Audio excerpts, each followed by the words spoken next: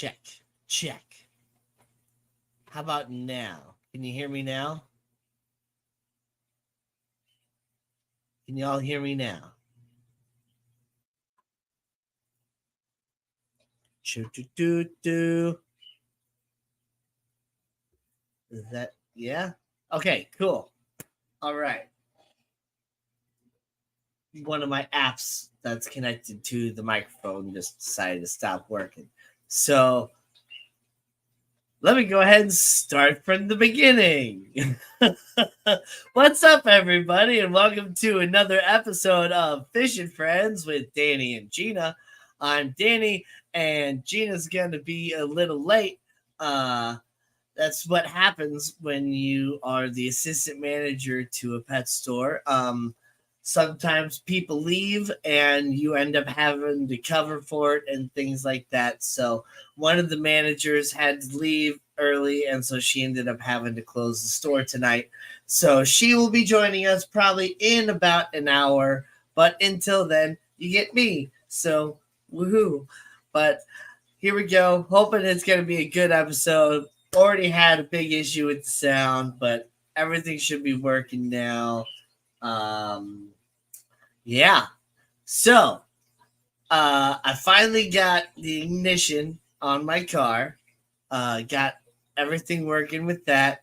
So, I had to drop it off super early today so that the locksmith had plenty of time to put the ignition in and get everything keyed right. And I thought I was going to end up having like multiple keys and all that. But here I am also thinking, like, well, wait a minute. It's a locksmith. Why can't they put it in one key? And, sure enough, they actually did. So I don't have to have multiple keys. I was thinking I might have to have, one key to unlock the doors and another key for the ignition. And no, he was able to get it to work all just right. All good to go. So I finally have a car with all the pieces and everything's all set up. So now I just need to, when I'm off next week, I'm going to go at some point next week and pay all the sales tax and get it licensed and all that. I have until May 12th, but I'm going to do it on like the 1st or the 2nd or whatever, just so I, am safe and all that. And I'm going to be off 3 days next week. I was originally going to take the entire week off, but we're a little short-staffed right now. One of my coworkers, his apartment burnt down, so he's dealing with that right now, and so that really sucks. But hey, we got Garcia Aquatics here. We got Big Tank Hank, the Nano Aquarium guy, Silver Creek Wildlife. What up? Good to see you guys. I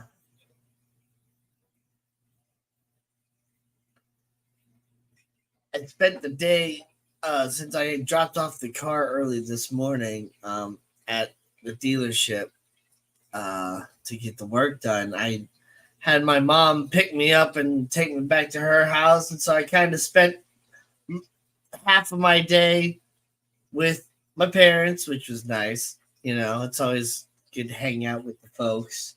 I'm fortunate enough to have parents that are still married, and it's kind of funny. I mean, they kind of talk about each other behind their backs and whatever else, but they still make it work. And but I was hanging out with my mom and my dad, and then my mom wanted to go to this this nursery to get some plants, and so I went with her, and I ended up getting some stuff too. And I'll probably get into that here in a little bit, but even though that's right where my mind went to, is that I want to talk about some other stuff first before I get straight into what I bought, because I've done a couple different shopping things over the week. But man, so I forgot to talk about it last Saturday, but there was one day we had a big storm last week, and the power went out in my house. It like went out for like 1 second, or like it went out for like 5 seconds at like 5 a.m. and then came back on, and then like 30 seconds later or whatever, it went back off again for like maybe a minute, and then came back on. And so I was able to go back to sleep before I had to get up to go to work. But when I was actually leaving for work at like 7 a.m. or so, there was a whole bunch of cops out, and lines were down and all that stuff. And so while I was at work, they knocked the power out for another couple hours while they were doing all the work on all the lines and everything. And so luckily I was able to come home at some point and take like a break here and make sure all my fish tanks were working and all that stuff, which everything came back working just fine.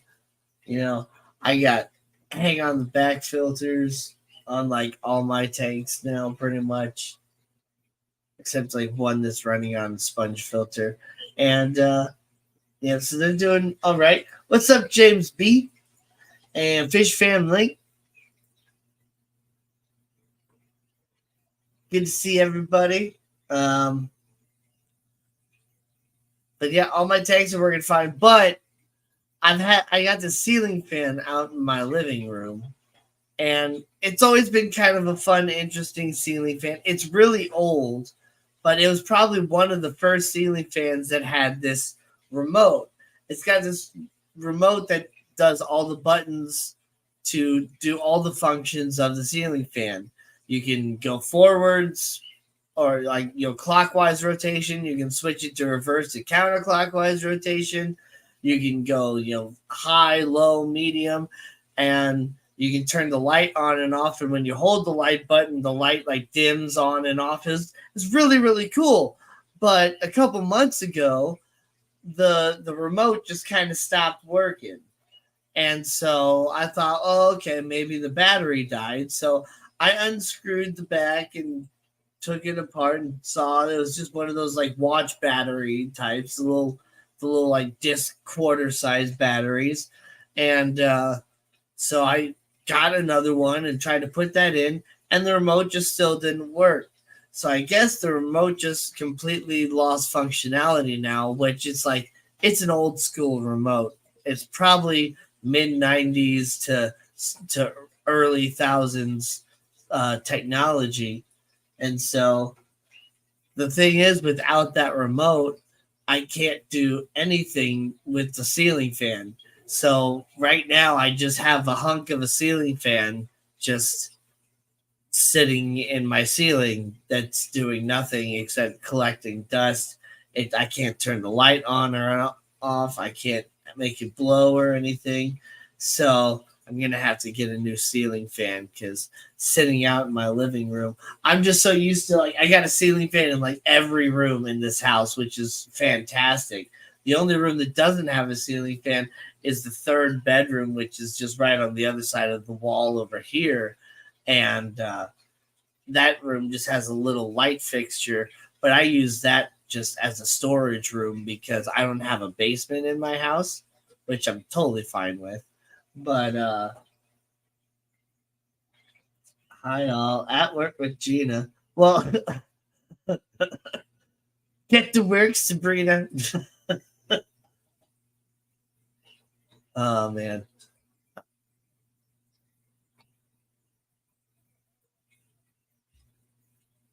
I feel like I was going somewhere with something, but now I forgot. Oh well. Hmm.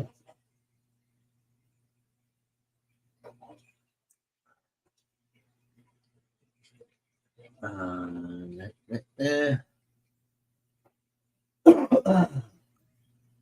so next week, since I'm taking Wednesday, Thursday, and Friday off. and uh, that those are the days that I plan to like really hardcore be working on my pond and my garden. So I'm really hoping that we have some good weather. I do think that apparently it's supposed to rain next weekend. So hopefully early in the week it's good and nice. And, I get Wednesday and Thursday at least to do some good solid work. And if it rains on Friday, well, that's okay. I'd rather at least push it off until Saturday, or at least from even better Sunday, so that I have plenty of time to get as much work done as possible, and then have the rain to come in and have everything settle in all nice. Danny, I've turned all the ice cream into butt and thighs. Please bring more ice cream Monday. Thank you very much. Well, okay. I sure will. And let me tell you, Diane, we got some brand new flavors coming out, and I've been checking into some of these things. I know we have these organic and vegan strawberry fruit bars that are coming out, which are going to be pretty cool, and some new sherbets and different stuff. So I'm not sure. I don't think there's any GMOs in that stuff as well.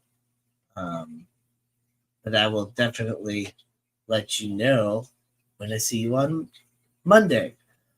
But yeah, I was originally going to take the entire week off, but like I was kind of saying earlier, we're a little short staffed. We've got some people that are just out because like one guy had his apartment burned down, and some different stuff. But so, and also I started the year with negative vacation days because last year they kind of were working through some stuff, weren't sure what they were going to do for the Christmas holiday yet.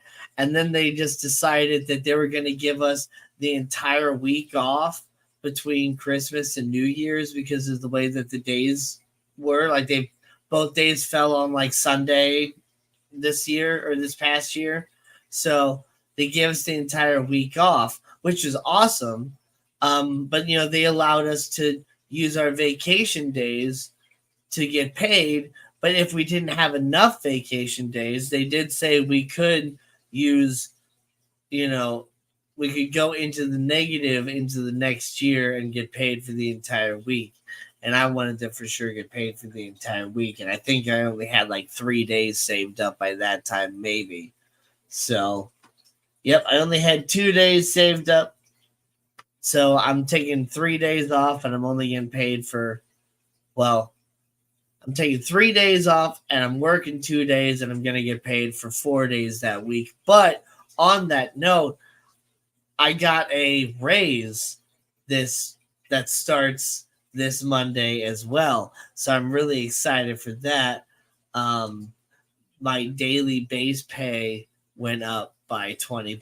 So that means my weekly pay went up $100, which is awesome.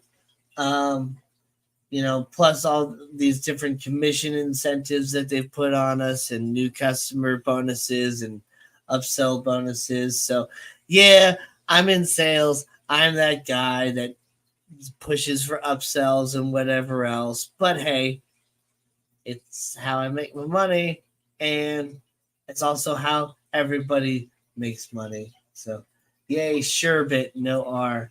Yeah, Sherbert. Sherbet. I don't know. I tend to say like Sherbert or Sherbert. Yeah, I guess I say Sherbert. I don't know. But there's people that say Sherbet and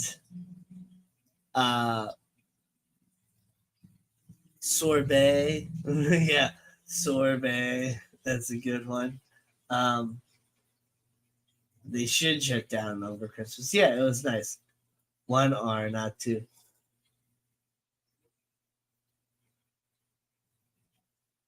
But the lady that was telling us about it, like in this recorded, it thing that's one of our product specialists or whatever for the company kept saying sherbet. And I was like, no. Like every time she said sherbet, my mind was just like, no, it's not how you say it. I'm fine with sherbet and sherbet and sorbet. Because like sorbet was like the traditional original way of saying it because it's like French or Italian or something like that. But no sherbet. No. That's a negative. I cannot deal with that one. Vision Tactics, what's up? Did you remember to hit like and subscribe? I hope you did. But if you didn't, be sure to. If you're chatting, you're definitely subscribed. But be sure to hit that like button because that sends out a notification to those people that aren't watching so that they can remember to, hey, I need to watch this thing because it's awesome. You know?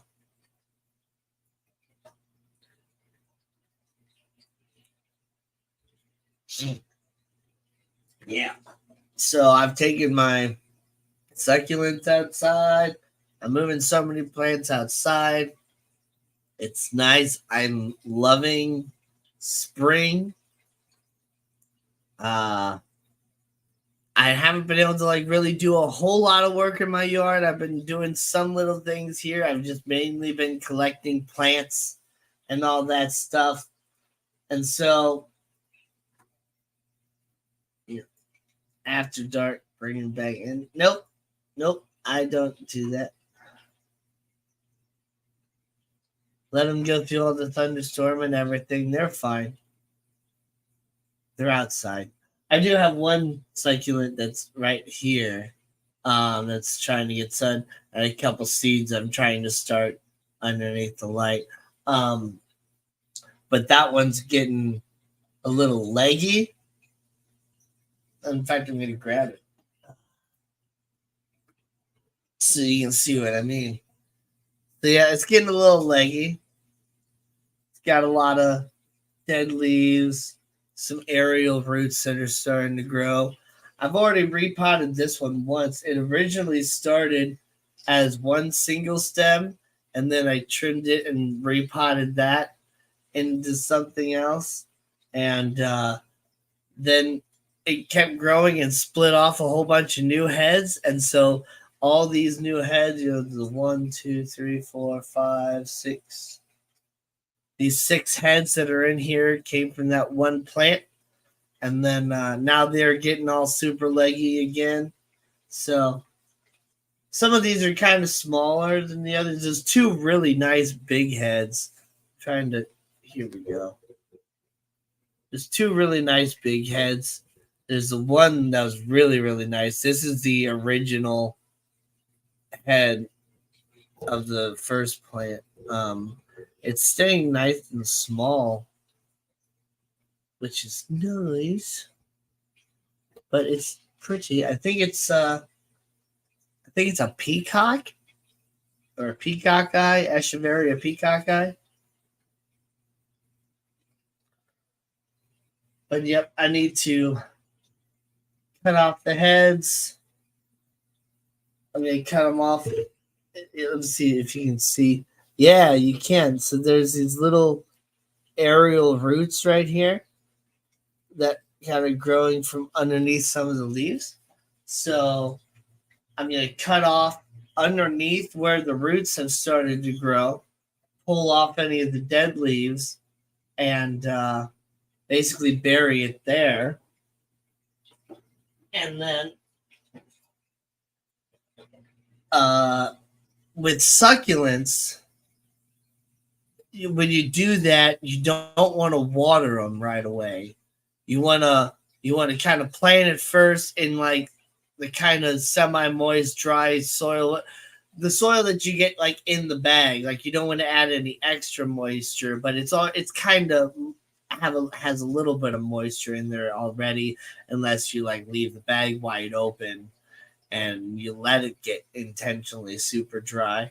but you just want to put it in that dirt or whatever and just let it kind of sit for a week, maybe 2 weeks before you water it, so that it gets a chance to settle in that way, because succulents have a chance of molding really fast, whereas like other plants, and when you like replant them and stuff like that, it's like water it in.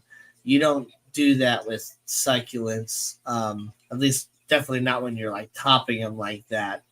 If you're just repotting it, just taking the whole succulent out and putting it in a bigger pot, then you can water it in, but I wouldn't even suggest watering it in that way. You want to kind of put it in and let it kind of settle a little bit, and maybe give it a day or two, or even up to 1 week before you water it into the new pot as well. But even so, I don't recommend watering them more than one time a week. Even that, I don't water my succulents that much, because I tend to be the person that thinks of everything else like, oh, plants need water and all that. So I struggled with cacti when I first started growing them, whereas a lot of other people, they're like, you can't grow a plant, buy yourself a cactus. It's virtually indestructible, and you don't even have to water it. And so it's because of that, you don't even have to water it thing that the people say or whatever, that I struggled with cacti and aloe and stuff like that at first, because I saw a plant that was struggling, and so I was just like, okay, a plant that's struggling, give it water, give it fertilizer, things like that. And it was struggling because I was watering it too much and I was giving it root rot. And yeah, some hold it in their leaves, some in their roots. Yep.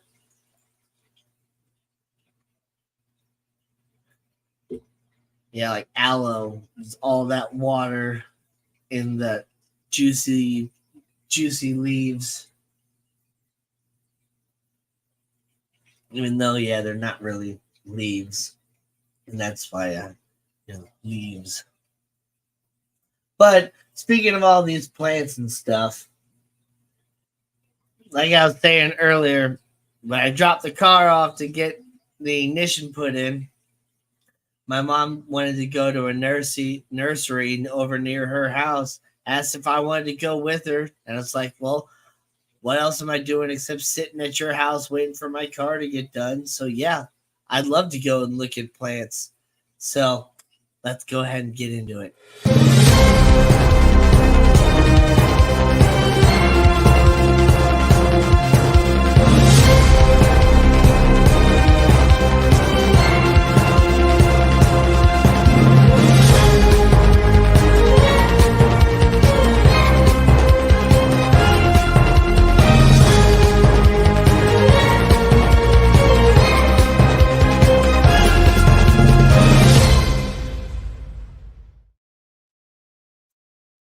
So yeah,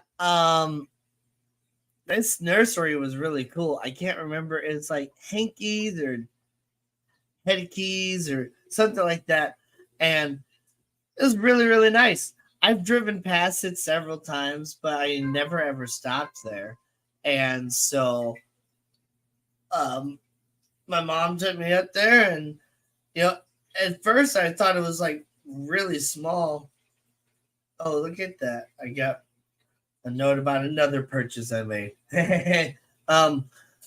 So it was really nice. Just kept going. They had so many different plants and varieties, stuff that wasn't at the other places I was looking at. Because I tend to go all the way out to White Hop greenhouses out in Baldwin when I like to go and buy my plants. And this place is a lot closer than Baldwin is, but they had a lot of stuff to choose from. And one of the things that I got was this Black Jewel Nasturtium, or I'm not exactly sure. I think that's how you say it, Nasturtium. But really nice. so the leaves and the flowers, the buds or whatever, are both edible. Apparently, they kind of got a little bit of like a bitter sort of taste to them. I'm not sure if I'm going to actually eat them or not, but these are also kind of good to kind of keep some different pests and stuff away. So I wanted to get some of these because also look at that really just nice, deep, dark red, like reddish black color. Really, really nice dark color. Um, these are the ones I got, not these other ones. But so these are really nice. And I also got some some lavender. Now I got two different types of lavender. The first one I got was this Edelweiss lavender, which actually has white little flower towers versus purple. And so I was really excited to see that. And the first one I saw though was actually um, this right here, the phenomenal lavender, which is kind of more your standard lavender or whatever, the purpley, bluey colored flowers. But apparently, at phenomenal lavender winterizes really, really well. And so I'm going to put that in a more permanent spot where I for sure am going to expect lavender to come back every year, which is going to be nice. I really like lavender. I'm hoping that Edelweiss lavender comes back too, but I know for sure this will come back. If I got other stuff coming back, this stuff will come back for sure. And then Gina's on the way. Nice. And then I also found a red currant bush. They had blueberries and other stuff, and they even had gooseberries, which I already have a gooseberry bush. But yeah, a red lake currant bush. And so I'm really excited to get a whole bunch of bundles of red currants and make jams and freaking syrups. That's probably about the size of my bush right now, this one. So that's probably what I can expect to get later this June, July or so. There's already some berries on there. And so I'm pretty excited for that. I was really hoping that they would have black currants, but hey, red currants I can do with that. And I'm not sure if there's going to be any sort of issue with my gooseberries and my red currants being kind of close together, but I did intentionally plant them close together. I haven't looked up anything. If I end up with some sort of weird hybrid between the two in like fruit flavor or something, then I don't know. We'll see how it goes. Um, but I'm just really kind of I'm wanting to get as much fruit and berries and stuff that I can get that are going to come back every year and just keep getting more like bigger and more abundant. And I I kind of am gonna create this walkway. I kind of have it in my mind now of how I'm going to turn my backyard into like a miniature like homestead. And I've been working on it for a while, but I'm really starting to see this whole picture like coming together of where like the walkway is going to be from like my back door, from like the little porch area, like through the pond, where the pond's going to be on the left side and the garden's going to be on the right side. And then after you get past the pond, that's where you get the gooseberry bush and some elderberries and the red currants. And then you just keep walking, and then all of a sudden the blackberries are on your right side, and you keep walking around, and then you got the raspberries and all this other stuff. And then I am already have this area in mind where I'm gonna be putting the chicken coop and the chicken run, because I really do plan on getting bantam chickens down the road, but I got to finish my pond first. Which another thing that I bought related to the pond, because Gina gave me the brilliant idea to go to the thrift store. I stopped at Goodwill, and well, my cat Tundra's laying on half of them, but I got a whole stack of like blankets and towels, and I'm not gonna mess up the stack where Tundra's laying, but grab the camera. She's just laying on some of the blankets right there. But make sure that's exactly right. Oop, too high. There we go. But I got a whole bunch of blankets to line underneath the actual liner of the pond, just to add an extra barrier between the dirt and the roots and whatever else to the pond, to kind of give a little bit of extra cushion, kind of smooth some of that stuff out. And yeah, sure, probably 10, 15 years down the road, all that stuff is going to be, deteriorated and, gone. But it's going to take a little while, and I'll probably be out of the house by that time.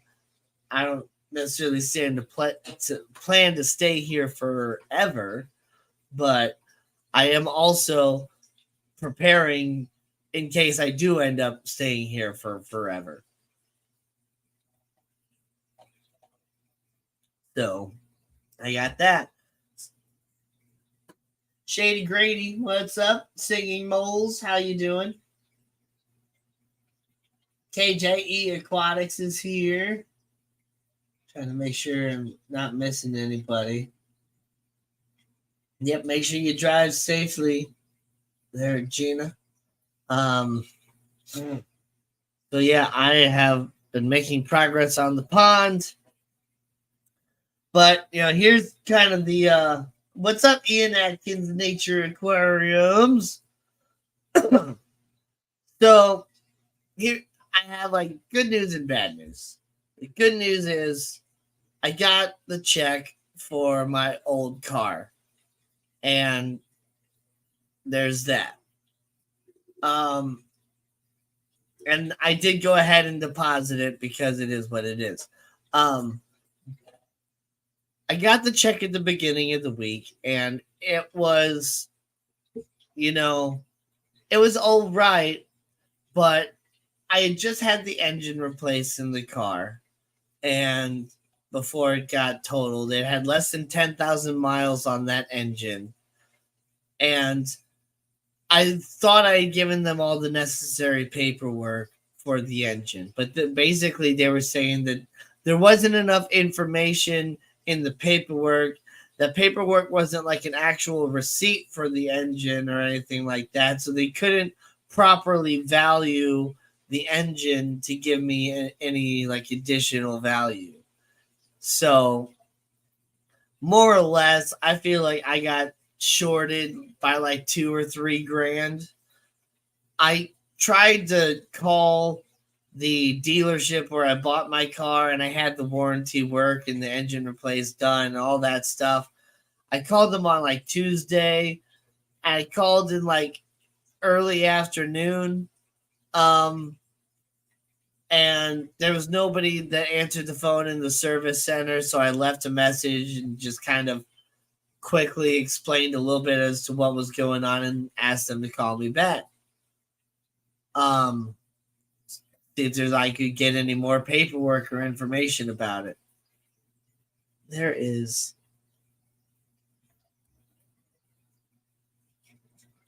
What the? There we go. There's like a little like cobweb or whatever going in front of the camera. Not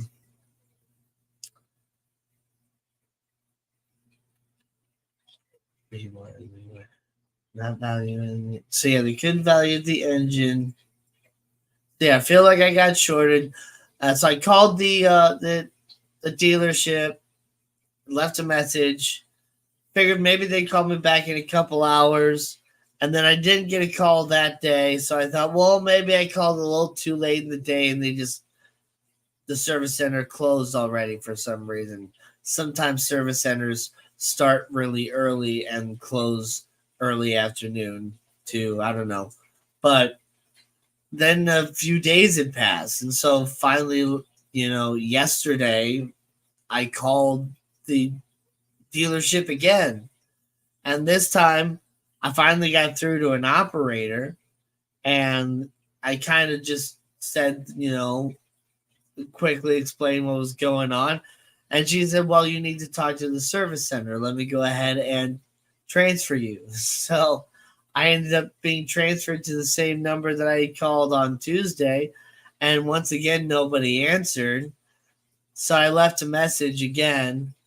But after talking to my mom and dad about the whole thing today, I just decided that I'm going to let the insurance company win this stupid game of back and forth, and I'm going to go ahead and deposit the check. So I did it through mobile deposit. It says it's currently held for review. We'll see if it actually goes through or not. And if it does, then I'll just do it in person. But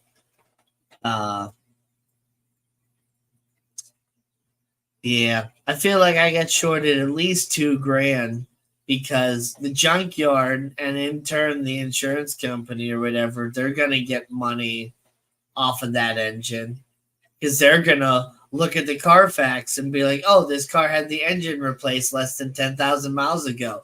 Well, let's go ahead and do a quick search on how much a Hyundai Veloster 4-cylinder 1.6 liter, engine is. And okay, it's about 4,000 to 4,500, depending on if it's used or new. Maybe 3,500 if you can find a really good deal on one. So, they're gonna sell it for like $3,500 or something like that. And I'm not gonna see any of that like extra money off of the engine or whatever, but they are. And so it just kind of sucks because it is what it is.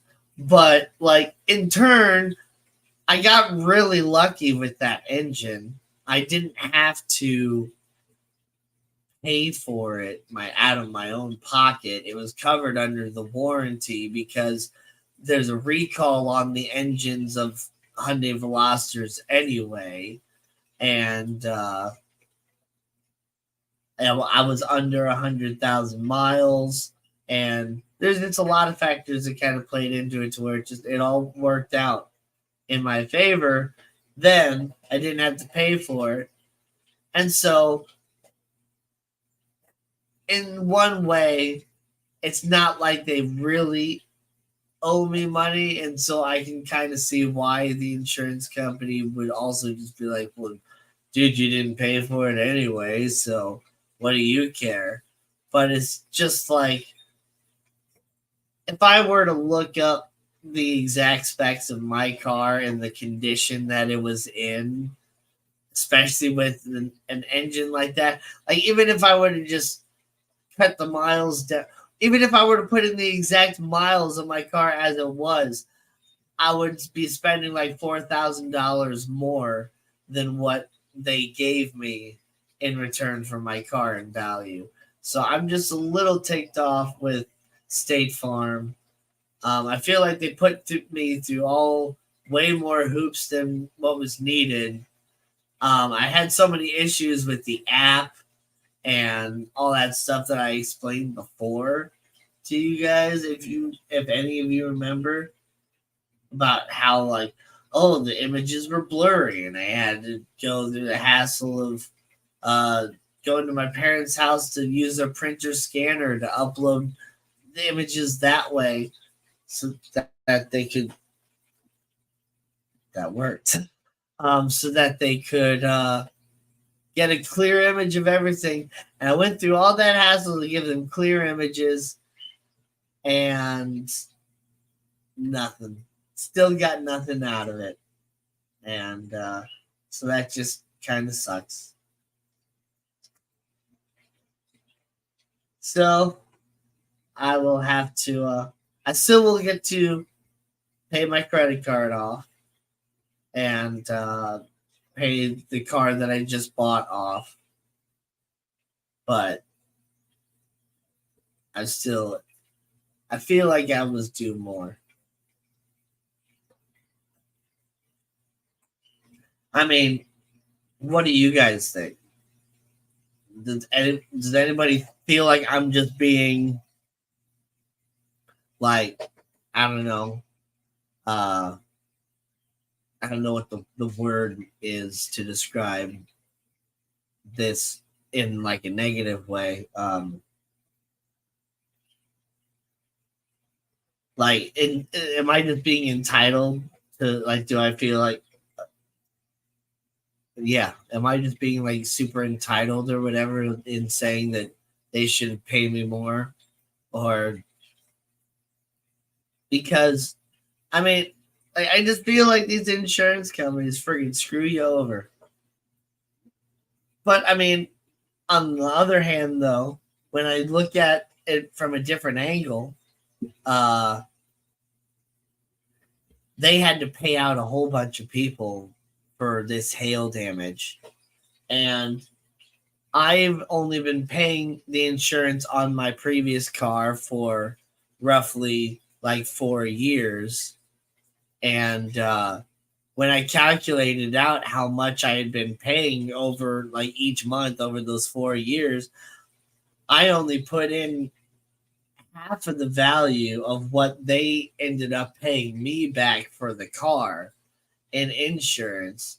So it's not like they made money off of me personally on that car. In turn, they actually lost money on me on that car. But I don't know. I just kind of feel like the whole thing was just kind of ridiculous, and I might be switching insurance companies.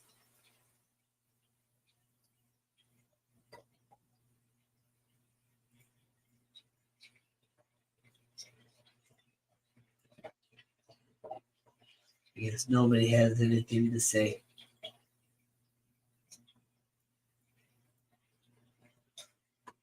Whatever. But yeah, that's pretty much out. That's everything I bought so much. Oh, I bought myself another bumper, couple bumper stickers.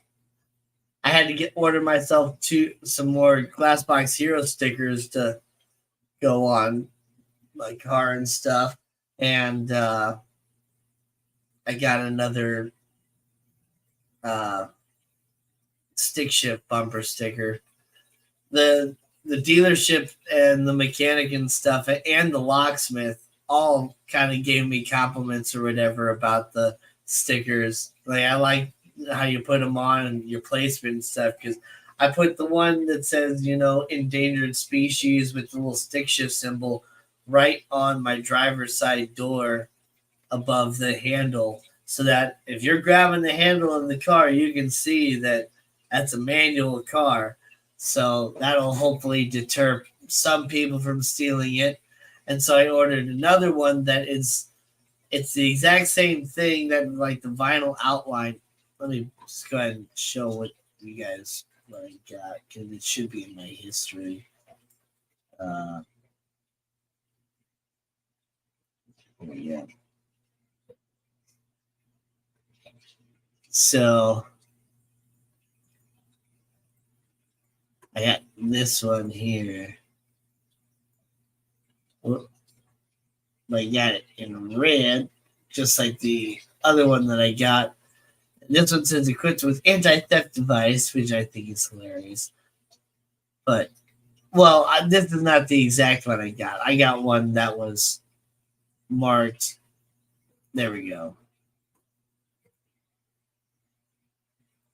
Make sure I'm sharing the right one here. This is the one that I got, because I have a 6-speed with the reverse on the inside. Um, but I got it in red to match my other one that I got.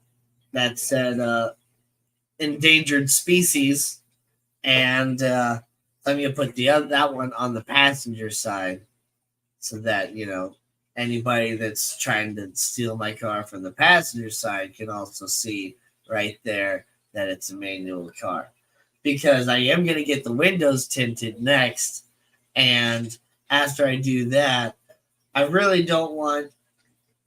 I mean, I don't want somebody to steal my car, of course, but I feel like it's almost worse if they do what they already did. Like, if I was trying to buy this car from the dealership and they would have just stolen the car, like, yeah, that sucks. But I would have got my deposit back and I would have ended up, buying another car from somebody else. Or maybe even from that same place, but just a different car. But, like, with the whole situation of them trying to steal it and just being unsuccessful, and like it put me through a whole nother hassle, and it put the friggin' dealer through a whole nother hassle too, because he had to pay out of his pocket to get a new passenger side window and clean up the glass and fix the dashboard and pay for these new ignitions, and he had to order like freaking like 8 or 9 different ignitions, because everywhere he was ordering from kept sending him ones for push start, when it's like, I have a freaking key. And he kept saying, I need one with the key. And they're like, okay. And so they send him the push start with the key. And like, the key's in the thing. And it's like, yes, but we need one that the ignition starts with the key. Oh, man. Empire of Dirt Aquatics. What's up, Jeff Kane? I like it. I like it. Empire of Dirt. I also like how when people are giving their channels like an actual name, that just still like putting their name in parentheses for a while so that we get used to it. That's really nice. I think I'm probably one of the only people in like the whole like fish tube community that was able to just change my name and have people like know it was me.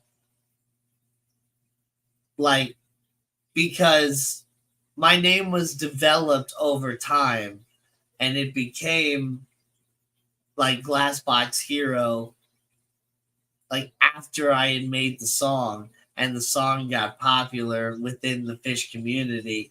And so everybody that knew me as Danny Weshy, like when I changed to Glassbox Hero and just started typing, and people were like, whoa, Danny, love the name change. It was great. I didn't have to put my name in there. But Empire of Dirt Aquatics, I wouldn't have been able to just pull that out of nowhere. And so, yeah, great. I don't know most people's real names. I don't know most people's real names either. And the thing is, I'm terrible with names. And so I will even know some people's names and then forget it. Like, I know the Nano Aquarium guy's name. I know he's told me it before. I know I've heard it. I cannot remember what it is right now.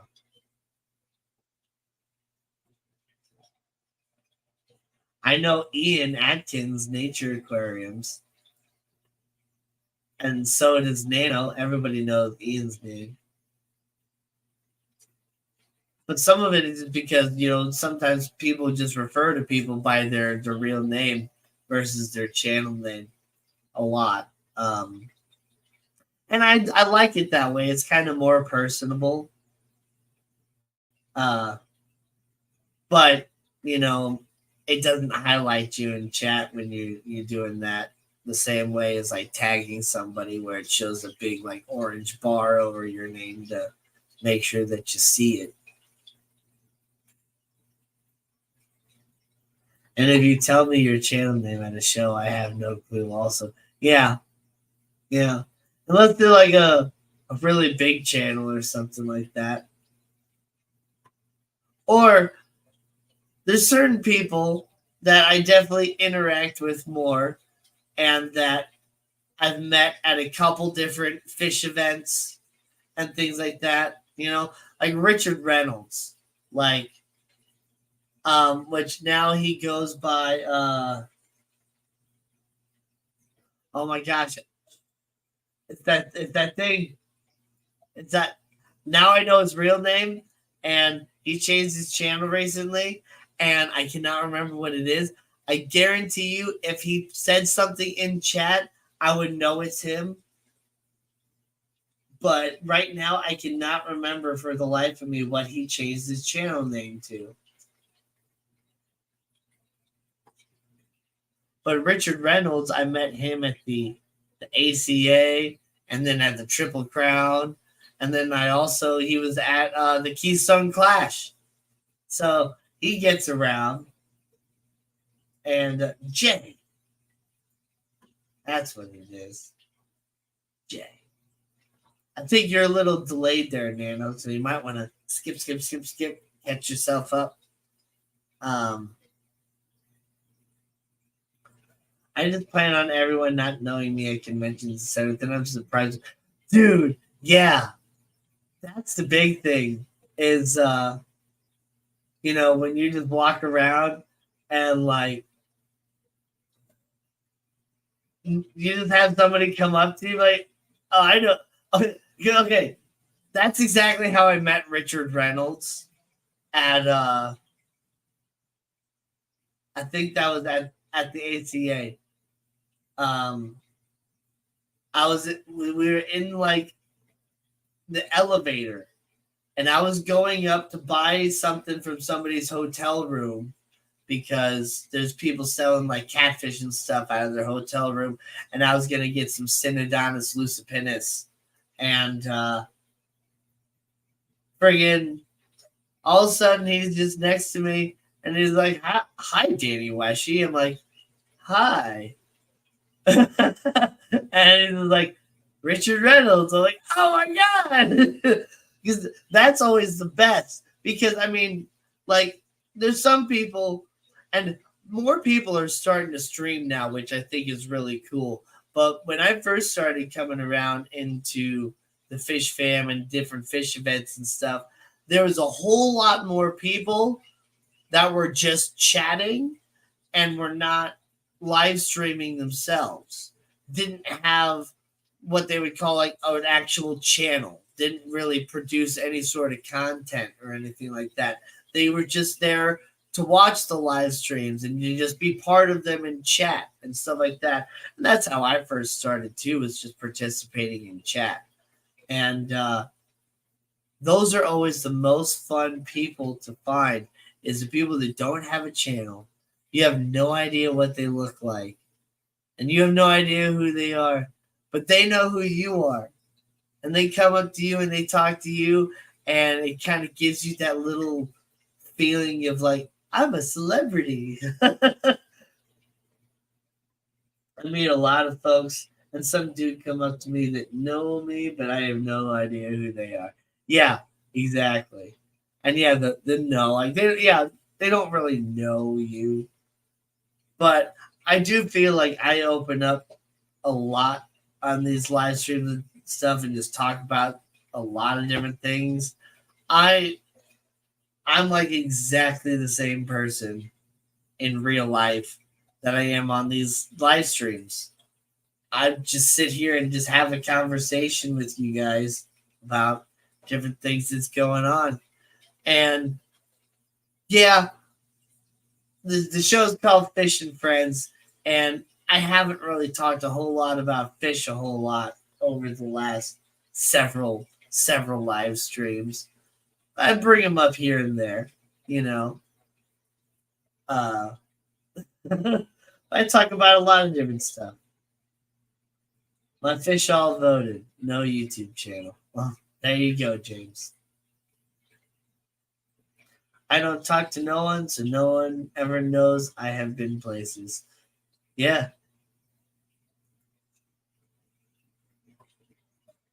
He's been places. Not Jay's not just going places. Jay's been places. Danny, have you ever been ID'd in the wild, like someone recognized you from YouTube, but not at a fish event? For me, that's weird a little. Yes. And it was actually really early on in my channel. The first person was Gina. And now look at what Gina's blossomed into. First, she was just a random person that would watch my live streams and Fishy Business live streams and stuff and just never chat, never say anything. And then all of a sudden, like, friggin', I decided with Fishy Business stuff that we were going to have her be like one of our guests on our St. Louis show that we were doing. Which Fishy Biz ended up dropping out on that show, and that's how it turned into Fishing Friends with Danny and Gina. I mean, it's just amazing how all this stuff happened. But yeah, Gina was like the first person to just kind of, like, I went to Petco and was trying to buy some stuff, and she's like, "Oh, I know who you are." I'm like, "What?" And it kind of happened at a couple different pet stores. Like, people would recognize me and stuff like that. But it only happened like once or twice, aside from Gina. So maybe up to 3 times total. But yet at a fish event, that's happened a few times, and that's just always fun. That's just always fun. I'd love to meet the people that know who I am, but I don't know who you are. And you have to come up to me and be like, "Hi, Danny, it's Richard Reynolds," or whatever, or whatever else, whoever you are. Like, I love that. Because, I mean, I'm very introverted. I am. Sometimes, like right now, I'm pretty talkative and I'm doing fairly well to where I might seem like I'm more extroverted, and I go and I do karaoke and stuff too, and I can kind of put on that sort of extroverted sort of mentality and attitude at different points. But I am very much an introverted person. I do like to spend most of my time on my own, just being able to recharge by just sitting in a room and, I don't know, playing a video game, watching a movie. Definitely not reading a book, because I ain't reading no books. Just got humby up in a few. Many fish folks are introverts. Exactly. I highly doubt there's a lot of people that are highly extroverted that are spending a lot of time in their house with their fish tanks. Those highly extroverted people, if they have a fish tank, they are crazy businessmen or whatever that have a fancy fish tank that they pay somebody to do like weekly maintenance on and all that stuff. Danny, you should come visit us at Petco Fenton. I would like to. It's just kind of a little bit out of the way, and so I can't ever get there during the week, and I'd have to come out there like during like Saturday or Sunday, and a lot of those times my weekends are taken up by doing other things. But I have been wanting to come out there because that is a super Petco, or a Petco Plus, or whatever you guys call it. And I want to see that because I've never seen one of those before. I want to see Petco on steroids. I don't give a flip. I will talk to whoever. And see, that's kind of like, I'm an introvert, but I'm not really that shy per se. I'm not gonna go out of my way to go to talk to anybody. I'm perfectly fine just sitting there on my own. I go to a bar and I do karaoke, but honestly, most of the time I'm just sitting there by myself, walking, looking at the TVs and people watching and stuff, drinking my drink. Um, but I'm not like shy if people want to start talking to me. And I'll hold a conversation with people. Uh, sometimes I'm not the best at keeping the conversation going. Uh, it's like, hey, how you doing tonight? Good. How about you? Oh, good. Good. Yeah. Yeah. I hate small talk. And sometimes I wish I could cut right past the bullshit small talk and get straight to the good conversation. But that's not how society works. So,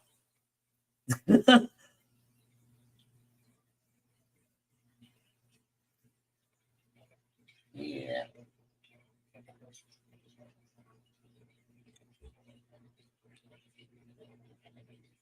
BF Fenton's just a little out of the way for me. I have to make an intentional trip to even go up that direction.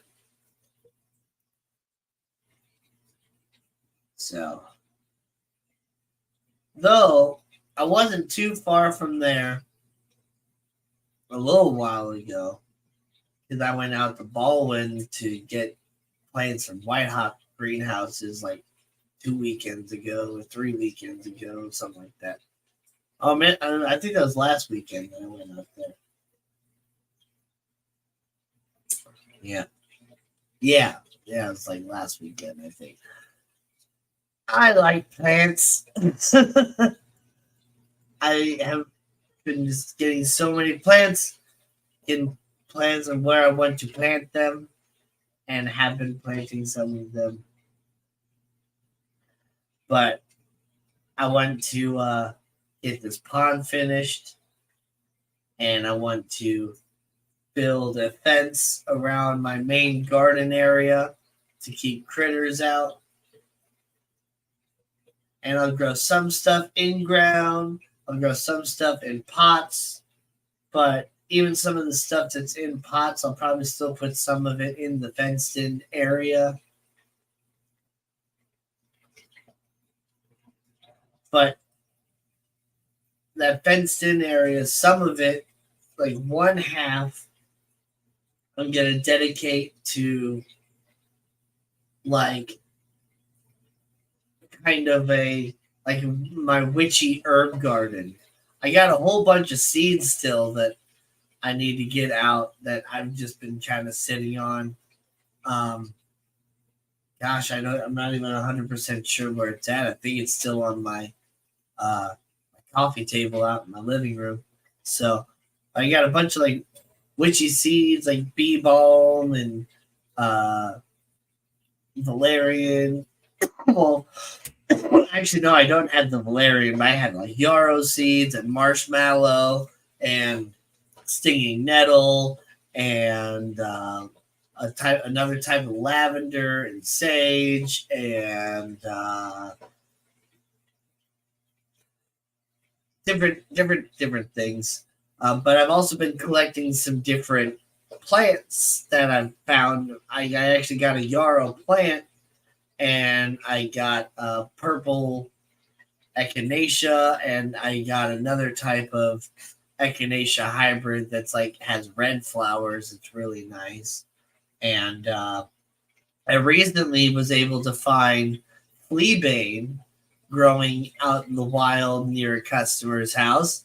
So I grabbed some of that, and it might have sat uprooted in my yellow truck a little too long before I got it in the ground, and I think I might have ended up kind of snapping it. So it's not fully broken, so I got it with like a stick and like a little clip to help support it and keep it up, and hopefully it's kind of going into the pot well, so that will continue to grow because fleabane not only is it pretty, let me go ahead and show it to you guys.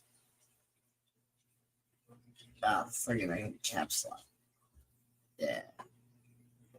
Fleabane has these really nice white, sometimes a little purpley, pinkish colored flowers. And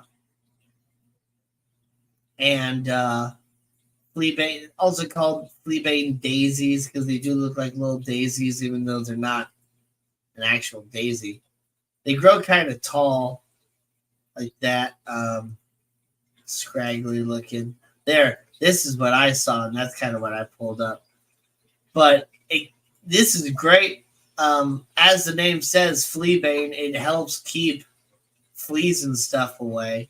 So I want to grow that in an area of my yard to help kind of keep fleas away. And so, yeah, I'm going to have kind of a wild flower, but also like beneficial stuff. I think I also got flaxseed and stuff like that too. I got to remember all the seeds I got. But what's up, Bunny Viper? But yeah, I got all these different seeds. So like one half is going to be that sort of stuff that's going to grow. And once those start growing, they should be like self-propagating, self-seeding, and also a lot of those things are just perennial as well. So they should just keep coming up every year. So I'll have all that stuff beneficially. And, well, no, I'm not going to put that stuff in my garden area. That garden area is going to be dedicated for vegetative growth, like peppers and tomatoes and cucumbers and stuff like that, because that's what the point of the fence is to keep all the main big bad critters out. Whereas I want to put that other stuff and integrate it into like walkways and stuff like that to have a nice like garden background, like the whole backyard just be a huge garden of all different stuff. Gina has arrived. There, I am. And there we go. Microphone is working good now. Nice. I'm here. Sorry I'm late. Oh, it's okay. That's the price of being assistant manager. You got to cover when things happen. Yep. Yep. But yeah, I also took a trip with my dad to one of my great uncle's houses, and it's kind of fun talking about some of the amazing things that my grandfather and his brothers did, because they were amazing, hardworking men, and they all like built their own houses and like worked together and helped each other build their houses and stuff. But like one of them, we were kind of thinking about, maybe I might be able to like potentially move into this house. I'm not sure if I want to, but it would be an idea. But after, we were walking through their backyard and stuff today, kind of checking through it. And so I was looking at that and how it was set up as his like little homestead that he had been working on for, well, his entire life. He lived there his whole life. And, friggin' had all these different flower and native plant gardens and all this other stuff. And he had a huge pond that had like this whole stream of like a concrete poured pond and everything. And I don't want to do a concrete poured pond. I just feel like it just doesn't look right. I want it to look more natural. And so that's why I got all these towels. I got a pond liner, and I'm probably going to go buy a second pond liner as well, and then cover everything with rocks and all that. And I'm going to try to like dig up the grass a little bit to like pull it up to have it like go over the liner to like completely cover up the liner to where you can't even tell that there's a liner there and it just looks like a completely natural pond in the ground. That's the goal. We'll see if I can make it happen. Yeah. Because either I might just get like too impatient and just like want to finish the pond faster versus taking the time to do some of the details. But I'm hoping that I don't feel like I have to be rushed with anything and that I can keep myself focused enough to do it right and be like really happy with the overall product.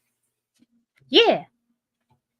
You get marginals to grow over like that and forget me nots and creepy Jenny. I already have some of those different ones. I do have Creeping Jenny and what I gotta remember what Forget Me Not looks like. I think I might have some Forget Me Not. No, I don't have Forget Me Nots. Those are nice. There's this other one that I have that. Whoops! I almost clicked the wrong. I actually did click the wrong X, and I almost closed out this page. Luckily, it's like, are you sure you want to leave this site? And I was like, oh, cancel. Nope, sure don't. You got me. Wrong X. But it's got these like little spiky sort of like leaves on it that almost looks kind of like Rotala, and it grows these little yellow flowers and stuff. I sell ponds, FYI. Yeah, I have some cool stuff. Hint, hint, nudge, nudge. I don't think I have any water lilies left. I think all of mine that I had died, and I gave a few to my sister, and so those are working for her. But I still have a whole bunch of cattails left. So where the waterfall is, there's these irises, little miniature purple irises, and I just bought another thing of these Concord.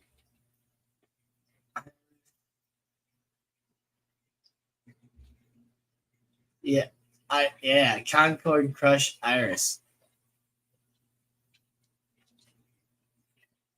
Yeah, I'm gonna show.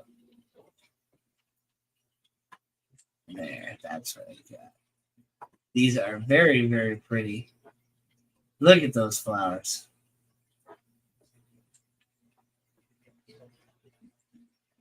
Oh, there we go. Stupid thing. Really, really cool, pretty iris. And it's got very thin, sort of like spiky leaves and stuff. And so I have that. That's going to grow around the waterfall. I'm going to kind of integrate that. And then that is going to go right into where I'm going to have the cattails and stuff. So the stream and the waterfall area is going to cut through the irises and go right into cattails. And so the textures should sort of kind of all blend together and look really nice. And then I'm going to have another section where I'll have some water lilies and, some like Creeping Jenny and stuff to kind of go out and kind of spread out and float over some different areas. And I am going to surround the whole thing, rim it with rocks. So it's going to look really, really nice. I'm super excited to get this all finished. And yes, I do need to just be patient. But I want to get it done too. Like last year, I took off this whole same week, I'm pretty sure. The last week in April, first week of May. And it ended up pouring rain the entire week. And so I was unable to get any of the work done on my pond that I wanted to. And so, like, I had to spend like Saturdays going out there and digging in the pond and all that stuff. And I got everything pretty much all dug out. But I was unable to get the liner, anything with the waterfall done, and all that stuff, just because it was pouring rain and all that, and not gonna get out there in the mud. That'd just be awful. Terrible. Blue flag iris and black gamecock work well in a pond environment. There's these little miniature dark purple ones that are there right now, and they got like the little bitty spiky leaves. And so the blue one I got is the same sort of very fine, thin, spiky leaves. And so it should blend in really nice and well, but have a different texture of flower. Oh my goodness.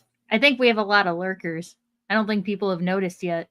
We have a lot of people who watch the stream or who listen to the stream and not watch the stream. Miko. Miko. Is it a Miko? Ugh. Yeah, there's a lot of people that do just listen to the stream versus Y'all are missing a puppy. An adorable puppy. He's the cutest. He's the cutest little guy. With these cheeks. With these cheeks. But there's a lot of different oh wait, you said I saw pond plants. I totally missed the plants when I saw that line the first time.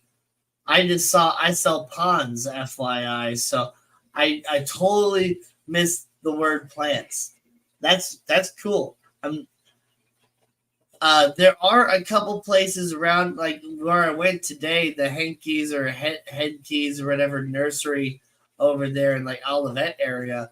They had some water lilies. They didn't have a crazy collection of like actual like aquatic water plants, like pond plants. They did have some sort of like boggy sort of plants, like some reeds and stuff like that, which can grow like fully aquatic. But I sell lily cheaper than most. Well, that's cool. I'm not sure how water lilies like that ship. If they ship well and all that. Because I had like there's this one place that I like to go to that's actually down in like South City, and they have a really nice selection of like aquatic plants and bog plants that do like they do lilies and water hyacinth and reeds and lots of different stuff. And I bought a couple lilies from them, and it was really nice to just pull it right out of the water and just put it in a bag and just kind of seal it up and just drive it straight home, and then just drop them right in my pond, and they adapted really nice and quick. Lily ships easy. Well, that's good. Hey, I have a question. What's How up? was your Monday thing? I don't know if you ever talked about it. I did not. Yeah. I did not. So, yeah, Monday, I participated in the location finals on this Karaoke Idols karaoke competition. And it is a whole like worldwide competition. It's got people from like Nigeria and all these different countries and stuff involved with it. And you can go to karaokeIdols.com and you can look it up for all the different stuff. But I performed, I decided to go with Dance Macabre by Ghost. I figured it's a good song. It's kind of upbeat. It's got a really nice melody, really nice, simple but elegant and beautiful kind of guitar solo and stuff. And just really sort of like catchy melody. And it ended up working out really good for me because I made it through and I'm going to the state finals. So, yeah. Going to the state finals. Very nice. Which is very good. And Brewski's, which I'm not 100% sure where that is. Brewski's Smokehouse in O'Fallon. Okay, well, there we go.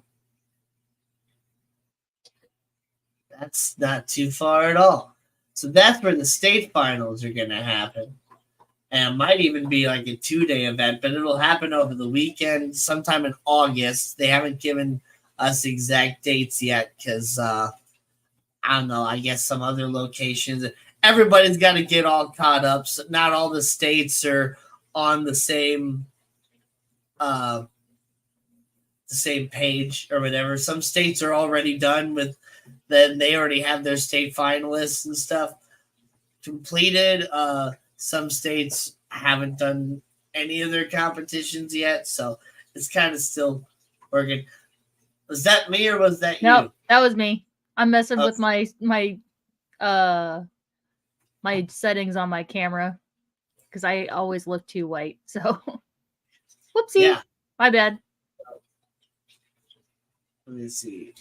Karaoke idols.com. There we go. So I was able to look at the way that they judged me, and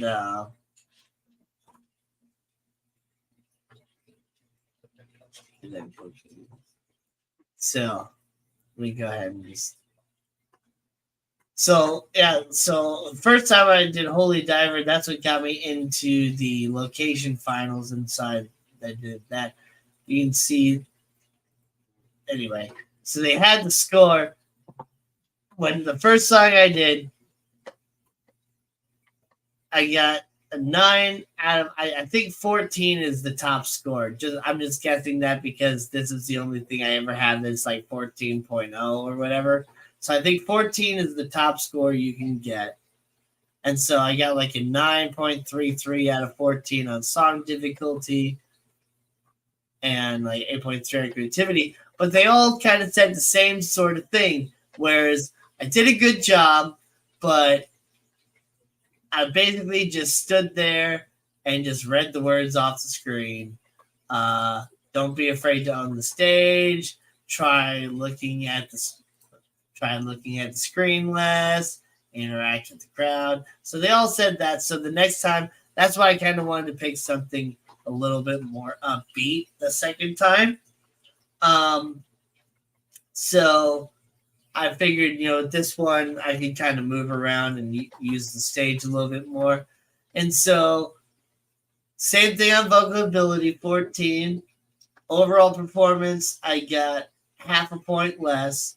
And then on song difficulty and originality, I got like a point less on each one. But it was enough points to put me through into the state finals. But there was 4 judges with this one, and they all just kind of said the same thing. Good job, I like Ghost or whatever. They don't really have much as far as any criticism, except the first judge. I think he needs to show that a little bit more often, which was the power. And so, yeah, I did kind of. And on one hand, like, it wasn't the world's most complicated song, there wasn't like a lot of stuff there wasn't really a lot of room for any sort of improvisation or like any like vocal runs or anything like that to really like sort of show off my voice in any sort of way. So I kind of played it safe with that one, but I didn't want to, I don't know, push the boundaries too hard. But I think I might be, I'm trying to debate what I want to do for the state finals. Like, do I want to go full on, like, kind of more of a kind of traditional song that people would find challenging in a different way, and go like Dream On and do that? Or do I want to get more into the the power of my voice, like the one guy said, and do something like Down with the Sickness by Disturbed. Yeah. It's like they're like polar opposites. They show two very different sides of my voice, but both songs highlight the different sides of my voice in a very good way. And so it's like, I don't know. Yeah. Both of the songs have the potential for risk. But the big thing that I'm worried about though is like if I go with Disturbed, like will these judges fully understand the difficulty between like changing your voice between like hard lyrics and kind of going soft and different things like that. Like, I don't know. Will they understand that that song actually is as difficult as it is? Or, I don't know. I feel Whereas, like they like, should, since it's a Dream On competition. just has an incredibly high note. And so everybody's like, that song's really difficult. Honestly, that song is not difficult at all. Most of the song is pretty darn easy in a relatively low range. It's just that one note. And so if you can hit that note, then the song's not difficult at all. But everybody thinks it's difficult. So I don't know. It's hard to read judges that I don't know who they are and anything like that. I may I I may go there and have an idea that I'm going to do one song and actually get there and see the judges and kind of whatever, and might be like, I'm going to do a different song because I pretty much have like up until that day of competition, I believe, to put in my song. So Yeah. and it's a matter of if the DJ even has the right version of Dream On as well. Because yeah, I can do the original Aerosmith version, but there's a version by a band called Blacktop Mojo that is on YouTube, and it allows me to use a little bit more of the like the gruffer power side of my voice as well, because it kind of uses like a little bit heavier guitar tone. The bass is stronger, the drums are a little bit stronger and heavier. So I feel like it allows me to perform that song better than the standard Aerosmith version does. But apparently there's not like an official karaoke version of the Blacktop Mojo version of that song. Apparently there's just like the YouTube video, which I don't know. I guess it's technically illegal to use a YouTube video for karaoke, but I don't quite understand that. Like, it's karaoke and it's YouTube. If you can play the YouTube video on your phone for free, why can't you play the video on your karaoke system and sing with it for free? Like, I don't see what's necessarily wrong with that. But apparently, every other DJ that I've gone to and asked them, like, oh, it's just a YouTube video. I can't play that. That's illegal. And it's just like, the guy that I go to, he's been playing it for years, but okay. I just don't quite get the legality of how stuff works with karaoke and all that. I guess, he's getting paid to do that, so there's a whole different level of what music he can play. And so I'm intentionally not saying what his name is and what his karaoke company is, because I don't want him to get in trouble. But because I mean, this guy, if he can find it, he will get it, and he will like get it for you, and he'll do it quick.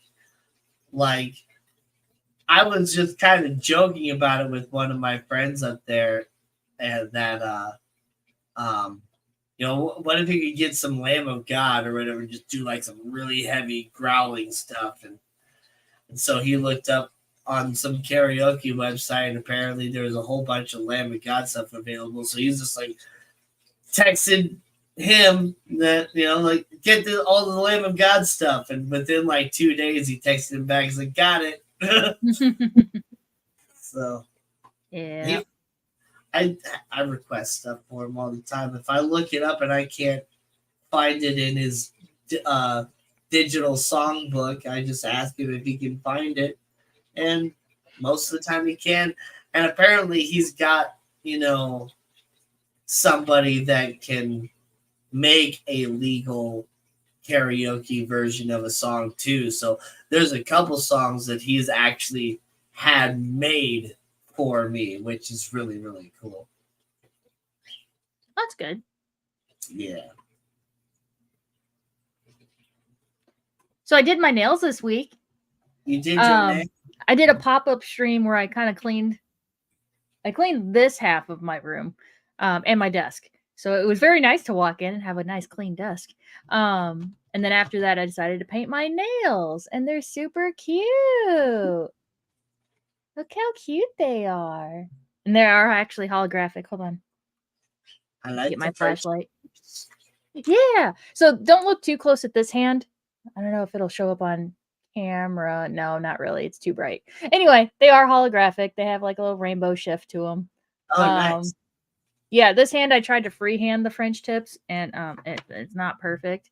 So this hand I use the stencil, like the little fingertip stencils. But yeah, they're so cute. But see, I like how. See, I thought you were intentionally like put little waves in there, like it was water French tips. No, I didn't. I messed up. See that? Oh, yeah, I did that on purpose. I intentionally put waves in my French tips because I'm a fish keeper. Yeah, there we go. Okay, we'll go with that. I really wanted to put rhinestones on some of the flower in the middle of some of the flowers, but then I couldn't find all my rhinestones. There was a couple things I couldn't find when I was doing them, so. But what's funny is I could not decide on the base color, like the main color. So I literally rolled a set of dice. Like I made a whole like stat sheet. I'm like, all right, is it gonna be solid or is it gonna have glitter? Okay, it's gonna have glitter. Cool. What brand am I gonna do? This brand or this brand? Okay, this brand. And then I rolled for D20 and well, it was I have 2 D6s. I actually just ordered a set of dice because of this. I'm like, I feel like I'm gonna have to do this more. So let's get some actual like D&D dice. I have a set that I got years ago. I just have no idea where it is. If you needed dice, you should have told me. I literally have a giant bag full of all these different dice that I found. Yeah. And there's so many different things. There's so many ones that you can make your own matching set if you wanted to. You shouldn't just. Oh, well, it's okay. There's a creator who I follow on TikTok who makes custom dice, and I kind of want to support her. Yeah, so she's got like a bunch of like she calls it adopted dice. So I think they're orders that maybe fell through that she already made, or she was maybe practicing some different combinations. So yeah, I did a 7-piece set and a D20 that I just ordered. And she's like, oh, if you have any special requests, put them in the comments. And I'm like, my favorite color is green. As long as they have green in some kind of way, I will be happy. Whether that be like some kind of green in the dice or just inked in green, I don't care. As long as it has green somewhere. Really cool is if they had like a dark, like the main body of the dice was like a dark forest green, and the lettering was like a bright like neon green. Yeah. So that's what she does. She sells sets normally, and this is what her content is. Well, she's also a bartender, so she has dicey dice and then she has drinky drinks. But nice. Yeah. So she will roll dice. She's got a whole stat sheet like already pre-made for each. But yeah, it'll be like how many colors. She'll roll a D4 and it'll be between 1 and 4 colors total. And then she'll roll for, okay, what are the colors? She'll roll for all of them. Does it have glitter? If it's evens, it's no. If it's odds, it's yes. Does it have glow? Will it have an inclusion? And then she'll roll for the glitter, roll for the inclusion, roll for the glow number. And yeah, there's a lot of really cool things. Like you get some of these color combinations, you're like, ooh, how is she going to make that work? And they end up being amazing. It's so cool. Nice. Yeah, if you just search like Dicey Dice or Drinky Drinks, it comes up. Yeah. Yeah. I'll It's so definitely cool. have to look it up. I think she might be on Instagram too. Because I know you're not on TikTok, but yeah. And then she sells off an Etsy store. Dicey Dies. Oh. Yeah, Dicey Dice. Oh. Has a T-Rex skull over a dice tray. That's how she always opens all of her videos. All of her dice videos, anyway. Dicey Dice. Our dice. Our dicey tag. Yeah, she's very much an extrovert. Obviously, most bartenders are extroverts. Yeah. But yeah, super, super uppity and all that stuff and good energy. I really like her. She makes them out of resin. Okay, nice. That's interesting because there's some people out there that are like kind of superstitious or whatever, and they say that you should never use a set of dice that you bought yourself. You know, like you should somebody buy you a set of dice, or like if you find a set of dice, like that's like a really lucky set. Is if so that's why I thought it was really cool when I found like a whole bag of dice. This was at when I used to work at like an old book reselling warehouse. And we would find a whole bunch of other junk in these giant cardboard box gaylords that would come in from Goodwills and whatever else. Anything that they couldn't sell that they found out was that they thought was just junk, they throw in there along with all the other books that they were supposed to be sending us. And we'd have people that would sort through it. And one time, for a period of time, I was working as one of the sorters, sorting through all that stuff. And I got so many cool things like DVDs and Blu-rays and a whole bunch of records. Like my whole record set, pretty much, other than a few that I've bought, all came from that place. I got a whole bunch of cool books and stuff too. But yeah, the freaking bag of dice. That was so cool. Yeah. So with after organizing everything, I showed them on my stream, on my pop-up stream on Thursday, but I have these nail polish shelves, and I finally got Nathan to hang them up for me. So this is only about maybe 2/3 of my nail polish collection. But I'm really happy that at least these fit because these are my glittery ones. Yeah. I still have a whole nother bag of nail polish because apparently they don't fit on those shelves. So most of these are like my solid colored ones. It's very nicely organized. Yes. I tried to do rainbow order. It's hard with some of these color shifting ones because it's like they're technically like this one here is really kind of multicolor, but I guess the base is technically like a dark red, so that's why I put it at the end of the reds. Yeah, see, I don't know. I'm trying to find. I got to go to Home Depot tomorrow and see what sort of stuff that they have. But I'm trying to find a whole different assortment of tulips because there's so many different varieties of tulips out there. All these different colors, all these different textures. Some that have like these like spiky, ruffly textures on their petals and stuff like that. But what I really want to do is make like a garden bed that is like not like the shape of a rainbow, but it has like a rainbow gradient of like red, orange, yellow. Find some sort of greenish blue sort of one, and blue and purple and dark purple. I love those flowers. Lily of the Valley, mine are in full bloom in my front yard. Nice. Yeah, so what's funny is that thank you for telling me Lily of the Valley because I love those little white bells. So this is actually it's at like this down here is actually the like my railing on my front porch.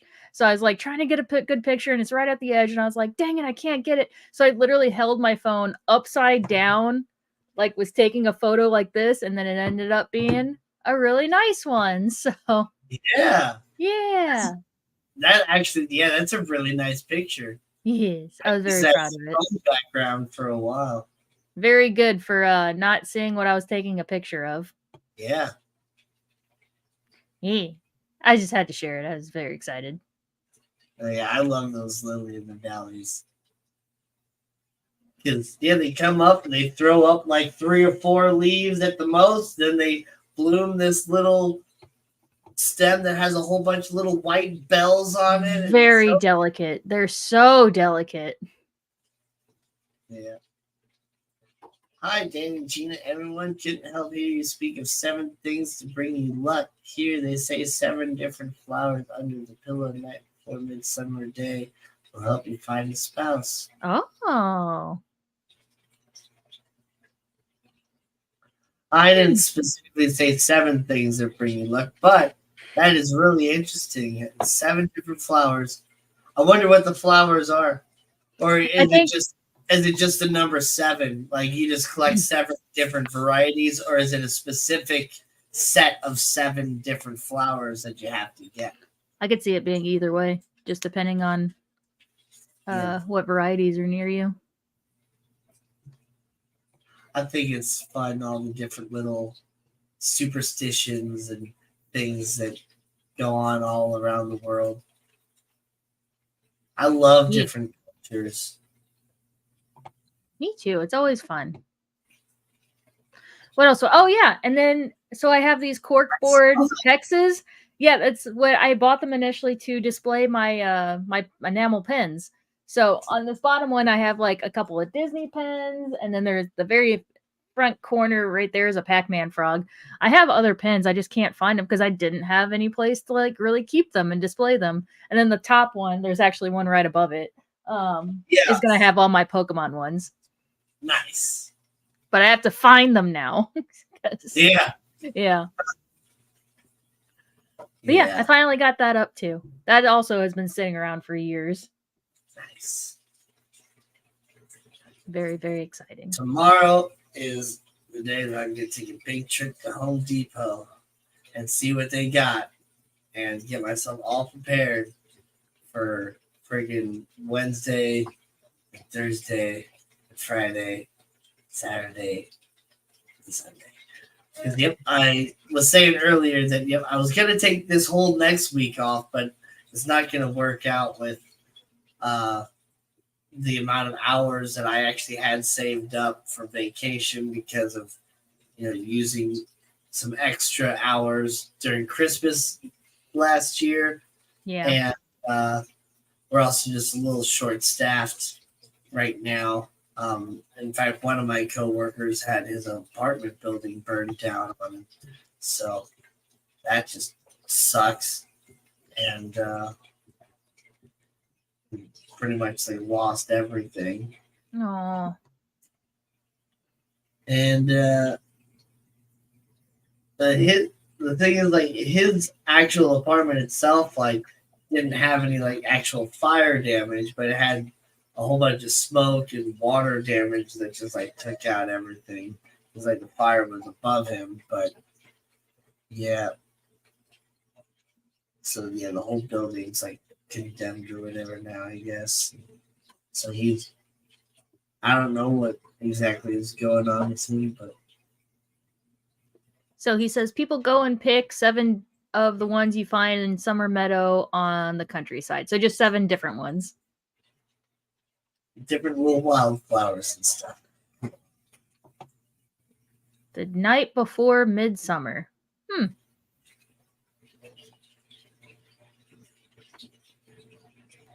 That's cute. Danny, you should try it. See if it works. No, I ain't worried about it. Well, then it wouldn't hurt to try it. Oh my goodness. What? What happened? Oh wait. Oh, okay. That's interesting.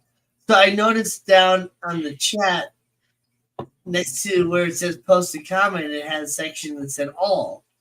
So I was like, oh, it's like all destinations, Glassbox, Hero, and Rumble or whatever. So there's no live chat on Rumble.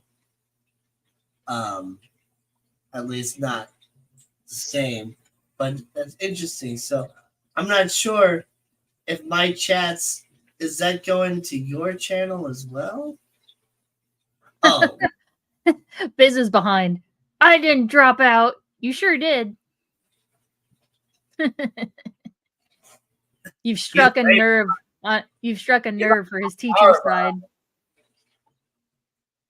We're using the words drop out. Biz, you're behind. Well, he's not going to see this, so we're telling him you're behind. I need to put it in chat. He's on your side. Say, you're behind. Catch up. STL for life. Midsummer Day is always on a Friday. How does that? Yeah, you're super behind. Midsummer Day is always on a Friday? I know. Well, way to ruin the end of my stream here, Biz. You'll catch up. You'll see this in a half hour. Mm-hmm. Ruined the end of my stream. It's all your fault. No. That's funny. Oh man, that is pretty funny. I know he got busy with different things or whatever.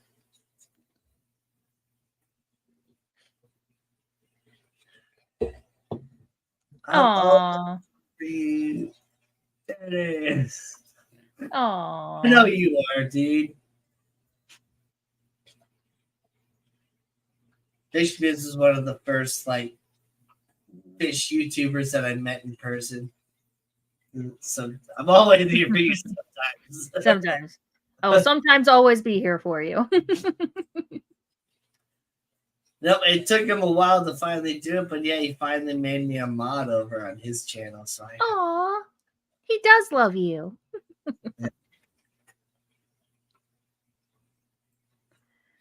But yeah, I didn't really have anything else going on. Just working. I helped out a different store yesterday. Came back to my store today. Had a bunch of things, a bunch of paperwork and stuff I had to do. Bunch of paperwork to file. Apparently, my boss, the store manager, doesn't like to file like the POs and stuff after he releases them in the system, so he piles them up on the printer for me. So I had a nice fat pile. Fun. We do need to get up and do something until we meet again later, Gators. Good night, Biz. So, you're not even going to see the end of the stream. Hi, bye. What a freaking Oh, I have not done. Don't forget to check out Fishy Biz's live streams on Monday nights. He doesn't always get to them. Sometimes things happen, but almost every Monday night he's there streaming. What is happening to your monster? Yeah, so I mentioned this on my Thursday pop-up. I was just like, guys, there's a brown spot. It's not crunchy, it's not dried out, it's just getting thin. Tommy, Silver Creek Aquatics popped into my chat. And I asked him, and he said, he asked how often I water it, and I said about once a week. The topsoil is dry, but like you dig in a little bit and it is moist, so it's not overly wet. But he said it probably just needs some sugar, and then he says he puts paprika, so 1 tablespoon of sugar per cup and 1 teaspoon of paprika, and he recommended that. I haven't done it yet because I keep forgetting. But do you have anything to say about it? I mean, judging by looking at the rest of the plants, where is that leaf as far as where the stem is? Like, is that near the base? Is that closer to the end? So it kind of forks at the base of that stem, and it is towards right at the fork, like right past the fork. But it's very, very close to the base of the plant. Yeah. Okay. So it could be some sort of deficiency or whatever. It could just also be an old leaf that is starting to die back. Because that does just eventually happen. Yeah, I think stay there for forever. Yeah, it could be a potassium deficiency or calcium. It could be any sort of deficiency. It could be you're overwatering it. But looking at the fact that no other leaf is showing any sort of mark, my first guess is that leaf is just dying because it's an old leaf. That's what somebody had said in my chat on Thursday. Is like it's just it happens. Sometimes it just happens. So when I just looked up Monstera brown spots or whatever, and I say because there's a new leaf growing right there. So these sort of marks are typically some sort of like deficiency. Something like this, where it's not dry and crusty like that. That's too much light, Or it's burning it, yeah. Like too much light just being burned. When you get that yellow, one, yeah, that's what it looks like. That's what it's very much more of, like probably some sort of deficiency, maybe. Yeah, because it does have some yellow around it. But see, like this one here, this plant, in general, the plant looks really healthy, but it's got this one leaf down here that's just got this brown spot on it. I don't really think that there's necessarily anything wrong with that. Just maybe this leaf isn't really functioning very well for the plant anymore, to where it's cutting off the nutrients to that leaf and just letting it die. Yeah. Anything that's closer to the base, that's kind of what I would think, is that it's just, it doesn't see that leaf as beneficial to the plant anymore. Yeah, I asked Tommy if he thinks I should cut it, and he said probably not. Try the sugar water and see what happens. Well, in general, once that leaf has gone brown, like that area is not going to recover. The rest of the leaf might kind of recover, but you're just going to have a leaf with like a hole in it. Yeah. Which is fine. Apparently, with those types of Monstera, you're supposed to cut off every leaf that's solid anyway. You're only supposed to keep the ones that have the ribbing, forking in it. Holes in them. Yep, because once they start going solid, it's going to stay solid, and you're going to lose the holes forever. Oh, then I need to cut like 1, 2, 3, 4, 5 leaves off this plant. Monstera roots grow into anything, even fake background silicone terrariums. Beware. That is true. They do have very strong roots, but they won't grow into the wall. But yeah, I got let me see if the camera will kind of show it. This Monstera right over here. Just there we go. You can kind of see there's a big root right here that's just going straight down to the wall. All those Monstera roots are just nuts like that. But Monstera, pothos, philodendron, all those aerial roots are very, very strong.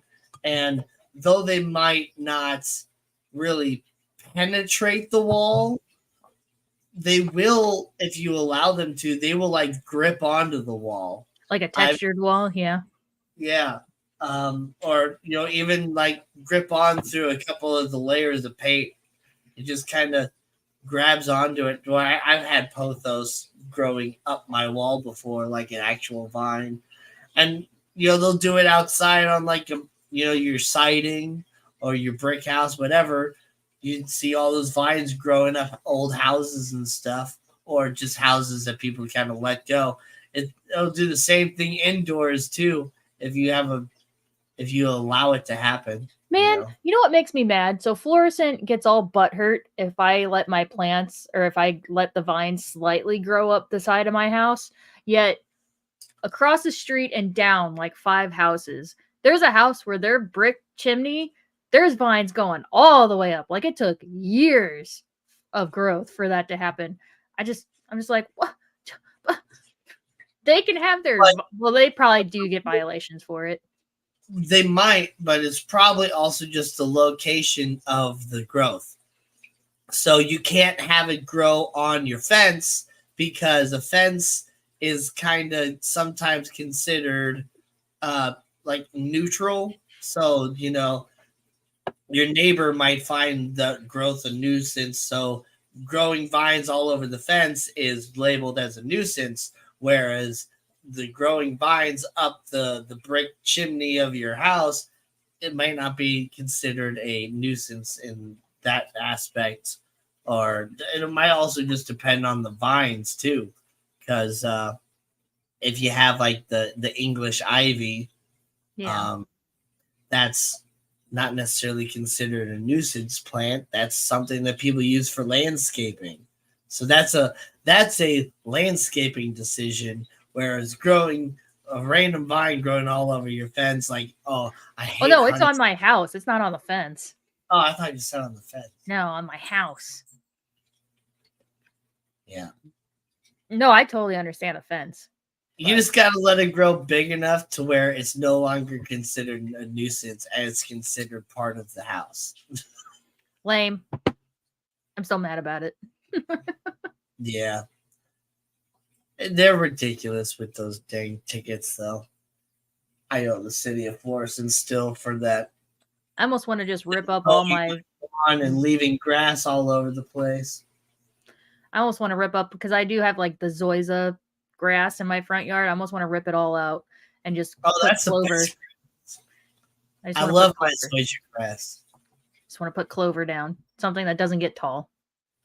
Clover is nice, and I've thought about that too. Is maybe see the reason I want to do chickens is because I love eggs so much, but I might start raising rabbits as well and do rabbits for meat, because then I can just turn a whole section of my backyard into like clover and sassafras and alfalfa and whatever else, and just take the little rabbit pen and just keep moving them in different sections and just have them keep mowing that section of the lawn, and then supplement them in other ways using the lettuces, the spinaches, the different fruits and vegetables that I grow to help keep them supplemented in all different ways, but they mainly just eat freaking grass. And so, yeah, that'd be great to freaking raise rabbits as well. My Nathan's uncle started to do that, but then I think his wife, Nathan's aunt, got attached to the rabbits and couldn't bring herself to call them. Yeah. Well, see, that's why you end up with so many rabbits, and you don't do the actual like butchering or anything yourself. You take them somewhere and they just process it all for you and give you the rabbits back as meat. But I do like rabbit, and I feel like if I was raising them myself and knowing exactly what they were eating as well, and being able to especially supplement them with some nice fragrant herbs and have pre-seasoned meat. Right. Oh yeah. Perhaps Gina's Monstera lacks the nutrients they would normally get from growing in a proper wall. Just kidding. Yeah. Well, anyway, guys, thanks for joining us on another awesome episode of Fish and Friends. Yeah. Next week, it's going to be May. It's gonna be May. It's going to be May. I'm not sure what we're going to do yet, but it's going to be a Gina birthday special. It's going to be my birthday. Well, it'll be the day before my birthday, but yeah. It'll be the day before, but hey, Gina's birthday special, so you better come and tune in and wish Gina a big happy birthday and all that stuff. Let me double check now. Oh, I do close that night. Games and do some other stuff. We shall see. You close? Supposedly, I'll see. I'll look at the schedule. Gotta use some of those assistant managerial powers and switch somebody. I know. I'm gonna have to look on Monday and see what's going on with that and why I'm closing and figure it out. It's gonna be May. It's gonna be May. Who knows what's gonna happen? I mean, if Gina's gonna be busy the entire time, then we might not be able to play games for like the first hour, but we're gonna do something. We'll figure it out. But anyway, guys, thanks for joining us. We will see you next week on another awesome episode of Fishing Friends. And Gina better be here the entire time. Right. Bye. Bye. So long. Thanks for the fishing.